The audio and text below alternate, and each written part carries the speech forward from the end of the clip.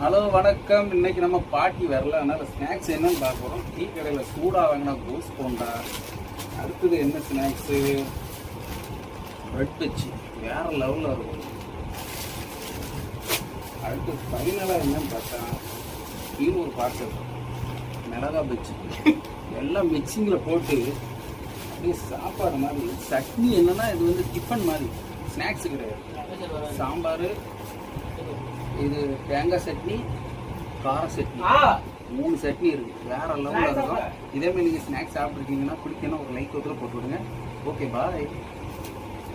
பஜ்ஜி எப்படி சாப்பிடணும்னா, பஜ்ஜியை வந்து நல்லா பிச்சு அப்படி தொன்னையில் போட்டுக்கிட்டு சட்னி இருக்குல்ல, அது வந்து கார சட்னி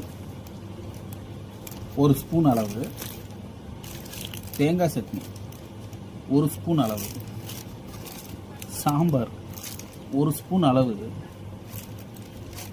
நல்லா அப்படியே புரட்டி போட்டு அப்படியே தொட்டு அருமையாக இருக்கும், சூப்பராக இருக்கும். அப்படி சாப்பிடுங்க. ஓகே, வீடியோ பிடிச்சா ஒரு லைக் ஒருத்தர் போடுங்க. உங்களுக்கு பஜ்ஜி பிடிக்குன்னா கண்டிப்பாக 2 லைக் போடுங்க. ஓகே பாய் பாய். நெக்ஸ்ட் வீடியோவில் பார்ப்போம்.